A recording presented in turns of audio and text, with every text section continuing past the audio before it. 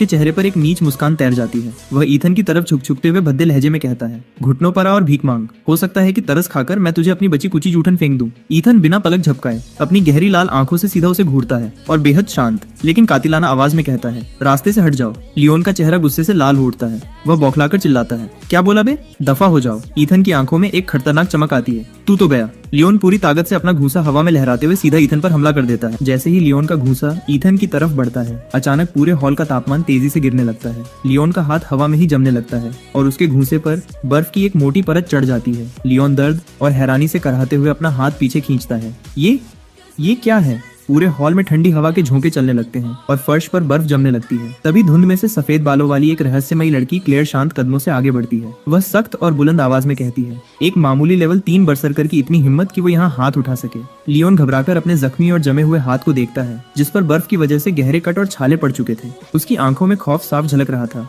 वह हक्का बक्का होकर उस लड़की को देखता रह जाता है। जैसे ही लियोन हक्का बक्का होकर क्लेयर का नाम लेता है, पूरा हॉल सन्न रह जाता है। आसपास खड़े लोग आपस में फुसफुसाने लगते हैं कि क्या ये सच में सीबॉर्न की सबसे ताकतवर फैमिली की वारिस और S rank hidden class ice queen Claire है।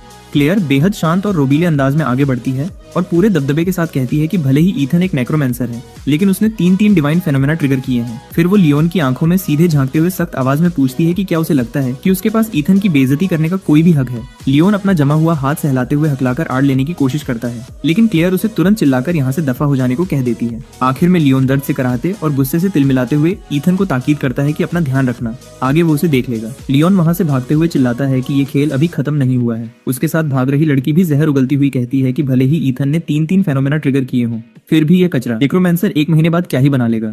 ईथन उसके कचरा शब्द को दोहराते हुए अपनी पावरफुल स्केलेटन आर्मी की झलक देखता है और मुस्कुराकर सोचता है कि 1 महीने बाद तुम लोग मेरी इन हड्डियों के भी लायक नहीं रहोगे। इसके बाद सीन वापस हॉल का आता है, जहाँ क्लेयर चुटकी लेते हुए ईथन से पूछती है कि क्या वो लड़की तुम्हारी एक्स गर्लफ्रेंड थी? तुम्हारी पसंद भी काफी अजीब है। ईथन मुस्कुराते हुए अपनी मजबूरी दिखाता है और क्लेयर का शुक्रिया अदा करते हुए कहता है कि सच में आज तुमने मेरी बहुत बड़ी मदद की है और मैं तुम्हारा एहसानमंद रहूंगा।